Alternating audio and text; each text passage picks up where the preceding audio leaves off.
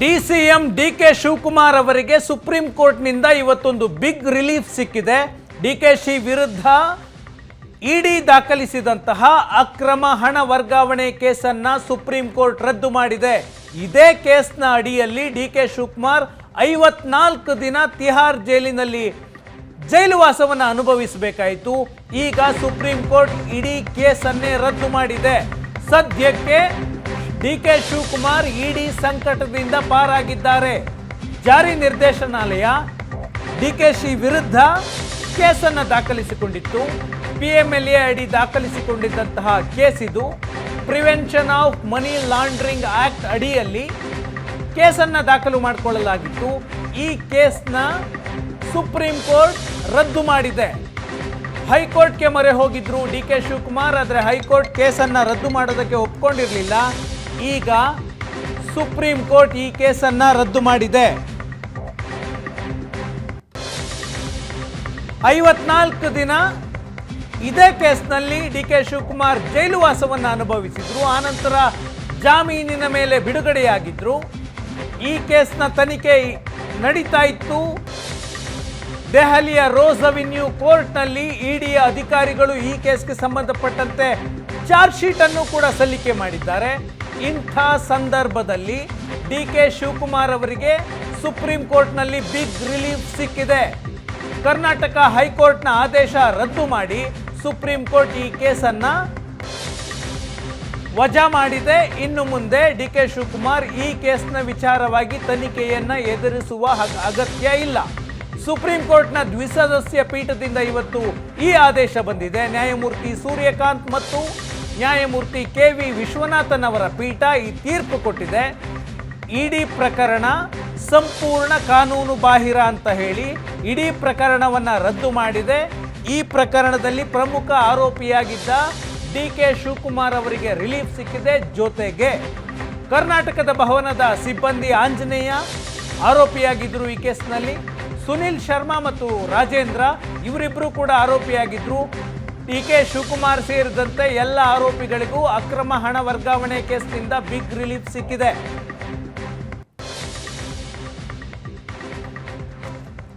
ಡಿಕೆಶಿ ವಿರುದ್ಧ ಇಡಿ ಕೇಸ್ ದಾಖಲಿಸಿಕೊಂಡಿತ್ತು. ಈ ಕೇಸ್ನ ಡೀಟೇಲ್ ಹೇಳ್ತೀನಿ ನಾನು. 2017ರಲ್ಲಿ ಡಿಕೆ ಶಿವಕುಮಾರ್ ಅವರ ಮನೆಗಳ ಮೇಲೆ ಆದಾಯ ತೆರಿಗೆ ದಾಳಿಯಾಯಿತು. IT ಅಧಿಕಾರಿಗಳು ದಾಳಿ ಮಾಡಿದ್ವು. ಬೆಂಗಳೂರಿನ ಸದಾಶಿವರ ನಗರದ ಮನೆ, ಕನಕಪುರದ ಮನೆ, ಡಿಕೆಶಿ ಆಪ್ತರ ಮನೆ, ದೆಹಲಿಯ ಸಫ್ತರ್ಜಂಗ್ ಎನ್ಕ್ಲೇವ್ನಲ್ಲಿರುವಂತಹ ಡಿಕೆ ಶಿವಕುಮಾರ್ ಮತ್ತು ಡಿಕೆ ಸುರೇಶ್ ಅವರ ಫ್ಲಾಟ್ಗಳ ಮೇಲೆ ದಾಳಿಯಾಯಿತು. ದೆಹಲಿಯಲ್ಲಿ ಡಿಕೆಶಿ ಅವರ ಫ್ಲಾಟಲ್ಲಿ 8,56,00,000 ದುಡ್ಡು ಸಿಕ್ಕಿತ್ತು. ದೆಹಲಿಯ ಸಫ್ತರ್ಜಂಗ್ ಎನ್ಕ್ಲೇವ್ನಲ್ಲಿದ್ದ ಫ್ಲಾಟ್ನಲ್ಲಿ ಹಣ ಸಿಕ್ಕಿತ್ತು. ಆ ಹಣವನ್ನು ಅಧಿಕಾರಿಗಳು ವಶಪಡಿಸಿಕೊಂಡಿದ್ರು, IT ಅಧಿಕಾರಿಗಳು. IT ದಾಳಿಯಾದ ನಂತರ ಡಿಕೆ ಶಿವಕುಮಾರ್ ಅವರ ವಿರುದ್ಧ ಜಾರಿ ನಿರ್ದೇಶನಾಲಯದ ಅಧಿಕಾರಿಗಳು ಕೇಸ್ ದಾಖಲಿಸಿಕೊಂಡಿದ್ರು. ಕರ್ನಾಟಕದಿಂದ 8,56,00,000 ಹಣವನ್ನು ಡಿಕೆ ಶಿವಕುಮಾರ್ ಅಕ್ರಮವಾಗಿ ದೆಹಲಿಗೆ ಸಾಗಿಸಿದ್ದಾರೆ. ಹವಾಲಾ ಮಾರ್ಗದ ಮೂಲಕ ಡಿಕೆ ಶಿವಕುಮಾರ್ 8,56,00,000 ಹಣವನ್ನು ಬೆಂಗಳೂರಿನಿಂದ ದೆಹಲಿಗೆ ಸಾಗಿಸಿದ್ದಾರೆ ಅಂತ ಅವರ ಮೇಲೆ ಅಕ್ರಮ ಹಣ ವರ್ಗಾವಣೆ ಆರೋಪದ ಮೇಲೆ ಕೇಸನ್ನು ದಾಖಲು ಮಾಡಿಕೊಳ್ಳಲಾಯಿತು. 2019ರಲ್ಲಿ ಸೆಪ್ಟೆಂಬರ್ನಲ್ಲಿ ಡಿಕೆ ಶಿವಕುಮಾರ್ ಅವರನ್ನು ವಿಚಾರಣೆಗೆ ಅಂತ ದೆಹಲಿಯ ಇಡಿ ಅಧಿಕಾರಿಗಳು ದೆಹಲಿಗೆ ಕರೆಸಿಕೊಂಡ್ರು. ವಿಚಾರಣೆ ನಡೆಸಿದ ನಂತರ 3 ದಿನ ವಿಚಾರಣೆ ಮಾಡಿದ್ರು. ವಿಚಾರಣೆ ನಡೆಸಿದ ನಂತರ ಡಿಕೆ ಶಿವಕುಮಾರ್ ಅವರನ್ನು ಅರೆಸ್ಟ್ ಮಾಡಲಾಯಿತು. ಆ ಕೇಸ್ನಲ್ಲಿ 54 ದಿನಗಳ ಕಾಲ ಡಿಕೆ ಶಿವಕುಮಾರ್ ತಿಹಾರ್ ಜೈಲಿನಲ್ಲಿದ್ದರು. 54 ದಿನಗಳ ನಂತರ ಡಿಕೆ ಶಿವಕುಮಾರ್ ಜಾಮೀನಿನ ಮೇಲೆ ಬಿಡುಗಡೆಯಾಗಿ ಕರ್ನಾಟಕಕ್ಕೆ ಬಂದರು. ಆಗ ಬಿಟ್ಟಂತಹ ಗಡ್ಡವನ್ನು ಡಿಕೆ ಶಿವಕುಮಾರ್ ಈಗಲೂ ತೆಗೆಸಿಲ್ಲ. ಆ ವಿಚಾರವಾಗಿ ಡಿಕೆ ಶಿವಕುಮಾರ್ ಪದೇ ಮಾತಾಡ್ತಾರೆ. ಜೈಲಿಗೆ ಹೋದಾಗ ನಾನು ಗಡ್ಡ ಬಿಟ್ಟಿದ್ದೀನಿ, ಸಮಯ ಬಂದಾಗ ತೆಗಿತೀನಿ ಅಂತ ಹೇಳ್ತಿದ್ದಾರೆ. ಡಿಕೆ ಶಿವಕುಮಾರ್ ಅವರು 8,56,00,000 ಕರ್ನಾಟಕದಿಂದ ಇಲ್ಲಿ ಅಕ್ರಮವಾಗಿ ಭ್ರಷ್ಟಾಚಾರದ ಮೂಲಕ ಗಳಿಸಿದಂತಹ ದುಡ್ಡನ್ನು ಅಕ್ರಮವಾಗಿ ದೆಹಲಿಗೆ ಸಾಗಿಸಿದ್ದಾರೆ. ಅದು ಹವಾಲಾ ಮೂಲಕ ಅನ್ನೋದು ಇಡಿ ಅಧಿಕಾರಿಗಳ ಆರೋಪ ಆಗಿತ್ತು. ಇಡೀ ಕೇಸನ್ನು ಇವತ್ತು ರದ್ದು ಮಾಡಿದೆ. ಹಾಗಿದ್ರೆ DKಶಿ ವಿರುದ್ಧ ಕೇಸನ್ನು ಸುಪ್ರೀಂ ಕೋರ್ಟ್ ರದ್ದು ಮಾಡಿದ್ದು ಯಾಕೆ? ಈ ಪ್ರಶ್ನೆ ಬರುತ್ತೆ. ಅದಕ್ಕೊಂದು ಟೆಕ್ನಿಕಲ್ ಆನ್ಸರ್ ಇದೆ. DKಶಿ ಮನೆ ಮೇಲೆ IT ದಾಳಿ ಮಾಡಿದಾಗ ITಯ ಅಧಿಕಾರಿಗಳು ಒಂದು ಕೇಸನ್ನು ಹಾಕ್ಕೊಂಡಿದ್ರು. ಅದು IPCಯ 120B ಅಂತ ಅಪರಾಧಿಕ ಒಳಸಂಚು ಕ್ರಿಮಿನಲ್ ಕಾನ್ಸ್ಪಿರಸಿ ಅಡಿಯಲ್ಲಿ IT ಅಧಿಕಾರಿಗಳು ಒಂದು ಕೇಸನ್ನು ಹಾಕ್ಕೊಂಡಿದ್ರು. IT ದಾಳಿ ಆದ ನಂತರ ಇಡಿ ಅಧಿಕಾರಿಗಳು IT ಆದಾಯಕ್ಕೆ ತಕ್ಕನಾಗಿ ತೆರಿಗೆಯನ್ನು ಕಟ್ಟದೆ ವಂಚನೆ ಮಾಡಿದರೆ IT ಇಲಾಖೆ ಕೇಸ್ ಹಾಕ್ಕೊಳ್ಳುತ್ತೆ. ಯಾವುದೇ ಒಂದು ಜಾಗದಿಂದ ಮತ್ತೊಂದು ಜಾಗಕ್ಕೆ ಅಕ್ರಮವಾಗಿ ಒಂದಷ್ಟು ಹಣವನ್ನು ಸಾಗಣೆ ಮಾಡಿದ್ರೆ ಇಡಿ ಕೇಸ್ ಹಾಕ್ಕೊಳ್ಳುತ್ತೆ. ಅಕ್ರಮವಾಗಿ ಆಸ್ತಿ ಗಳಿಸಿದ್ದಾರೆ ಅನ್ನುವ ಆರೋಪ ಬಂದರೆ CBI ಕೇಸ್ ಹಾಕುತ್ತೆ. 3 ಇನ್ವೆಸ್ಟಿಗೇಷನ್ ಏಜೆನ್ಸಿಗಳು 3 ರೀತಿಯಲ್ಲಿ ಪ್ರಕರಣವನ್ನು ದಾಖಲಿಸಿಕೊಳ್ತವೆ. IT ಅಧಿಕಾರಿಗಳು ದಾಳಿ ಮಾಡಿ ಆದಾಯಕ್ಕೆ ಸರಿಯಾಗಿ ಟ್ಯಾಕ್ಸನ್ನು ಕಟ್ಟಿಲ್ಲ ಅನ್ನೋದು IT ಅಧಿಕಾರಿಗಳ ಆರೋಪ ಆಗಿತ್ತು. ಅಲ್ಲಿ ದುಡ್ಡು ಸಿಕ್ಕಾಗ ಈ ದುಡ್ಡು ಇಲ್ಲಿಗೆ ಹೇಗೆ ಬಂತು ಅಂದರೆ DK ಶಿವಕುಮಾರ್ ಅವರಿಂದ ಸರಿಯಾದ ಆನ್ಸರ್ ಬರಲಿಲ್ಲ. ಆಗ ಅವರು ಇಡಿ ಅಧಿಕಾರಿಗಳಿಗೆ ಮಾಹಿತಿ ಕೊಟ್ಟರು.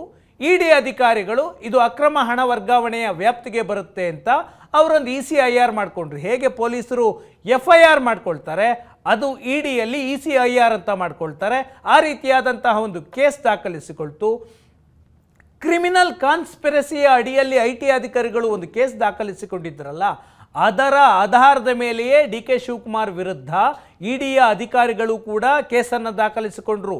ಅಪರಾಧಿಕ ಒಳಸಂಚು ಕ್ರಿಮಿನಲ್ ಕಾನ್ಸ್ಪಿರಸಿ ಒಂದು ಆ್ಯಕ್ಟ್ ಇದ್ದರೆ, ಜೊತೆಗೆ PMLA act, prevention of money laundering act, ಅಕ್ರಮ ಹಣ ವರ್ಗಾವಣೆ ಕೇಸ್ನಲ್ಲೂ ಕೂಡ ಪ್ರಕರಣವನ್ನು DKಶಿ ವಿರುದ್ಧ ದಾಖಲಿಸಿಕೊಳ್ಳಲಾಯಿತು. ಈಗ ಸುಪ್ರೀಂ ಕೋರ್ಟ್ ಹೇಳ್ತಾ ಇದೆ, ಆದಾಯ ತೆರಿಗೆ ವಂಚನೆ ಕೇಸ್ನಲ್ಲಿ ಅಪರಾಧಿಕ ಒಳಸಂಚು ಕೇಸ್ ಸಾಧ್ಯ ಇಲ್ಲ, ನೀವು ಸೆಕ್ಷನ್ ಹಾಕಿರೋದೇ ತಪ್ಪಿದೆ, ಕ್ರಿಮಿನಲ್ ಕಾನ್ಸ್ಪಿರಸಿ ಆದಾಯ ತೆರಿಗೆ ವಂಚನೆಯ ಕೇಸ್ನಲ್ಲಿ ಬರಲ್ಲ ಅಂತ ಇವತ್ತು ಸುಪ್ರೀಂ ಕೋರ್ಟ್ ಹೇಳಿದೆ. IT ಮೊದಲಿಗೆ ಅಪರಾಧಿಕ ಒಳಸಂಚು IPC 120B ಅನ್ನು FIR ಅಲ್ಲಿ ಹಾಕಿತ್ತು IT ಅಧಿಕಾರಿಗಳು. ಅದರ ಆಧಾರದ ಮೇಲೆ ಇಡಿ ಅಧಿಕಾರಿಗಳು ಮತ್ತೆ 120B ಹಾಕ್ಕೊಂಡು PMLA ಅಡಿಯಲ್ಲಿ ಕೇಸನ್ನು ದಾಖಲಿಸಿಕೊಂಡ್ರು. ಇವತ್ತು ಸುಪ್ರೀಂ ಕೋರ್ಟ್ ಹೇಳ್ತಿದೆ, ಆದಾಯ ತೆರಿಗೆ ವಂಚನೆಯ ಕೇಸ್ನಲ್ಲಿ ಕ್ರಿಮಿನಲ್ ಕಾನ್ಸ್ಪಿರಸಿ ಬರೋದಿಲ್ಲ, ಕ್ರಿಮಿನಲ್ ಕೇಸ್ಗಳಲ್ಲಿ ಮಾತ್ರ 120B ಅಡಿಯಲ್ಲಿ ಕೇಸ್ ದಾಖಲು ಮಾಡಬಹುದು. ಇದು ಕ್ರಿಮಿನಲ್ ಕೇಸ್ ಅಲ್ಲ. ಆದಾಯ ತೆರಿಗೆ ವಂಚನೆ ಅನ್ನೋದು ಹಣಕಾಸು ವಂಚನೆ, ಫೈನಾನ್ಷಿಯಲ್ ಫ್ರಾಡ್ ರೀತಿಯ ಕೇಸ್ ಬರುತ್ತೆ. ಹಾಗಾಗಿ ಇದರಲ್ಲಿ ಕ್ರಿಮಿನಲ್ ಕಾನ್ಸ್ಪಿರಸಿ ಬರೋದಿಲ್ಲ ಅಂತ ತಾಂತ್ರಿಕ ಕಾರಣವನ್ನು ಕೊಟ್ಟು DK ಶಿವಕುಮಾರ್ ವಿರುದ್ಧ ಇಡಿ ದಾಖಲಿಸಿದ್ದಂತಹ ಕೇಸನ್ನು ಸುಪ್ರೀಂ ಕೋರ್ಟ್ ರದ್ದು ಮಾಡಿದೆ. ಈ ಕೇಸ್ನಲ್ಲೇ 54 ದಿನ ಜೈಲಲ್ಲಿದ್ದರು DK ಶಿವಕುಮಾರ್.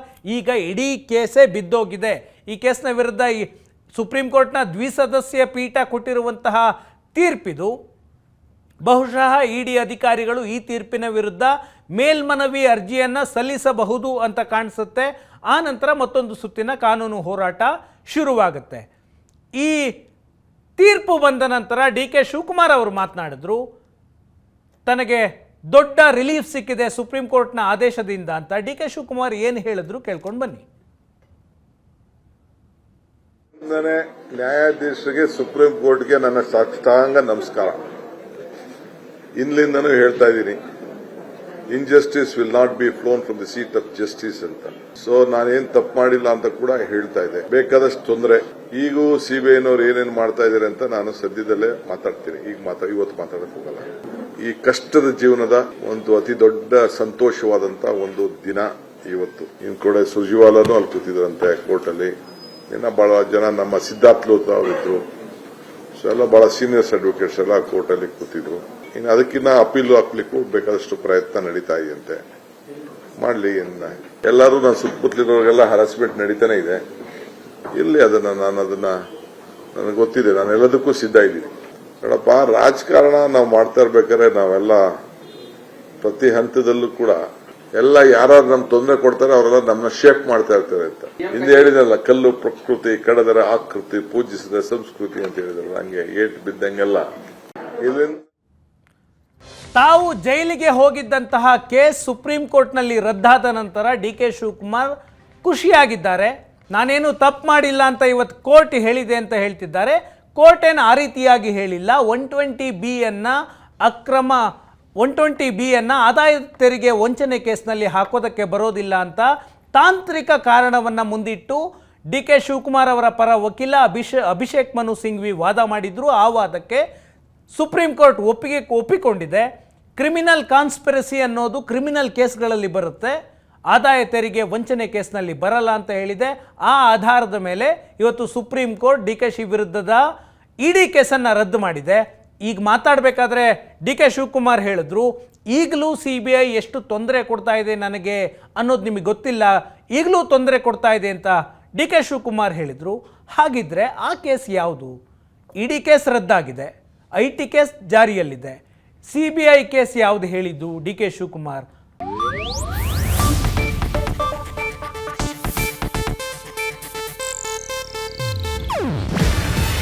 ಇದು ಏಷ್ಯಾನೆಟ್ ನ್ಯೂಸ್ ನೆಟ್ವರ್ಕ್ ಪ್ರಸ್ತುತಿ. ನೀವು ನೋಡ್ತಿದ್ದೀರಾ ಏಷ್ಯಾನೆಟ್ ಸುವರ್ಣ ನ್ಯೂಸ್.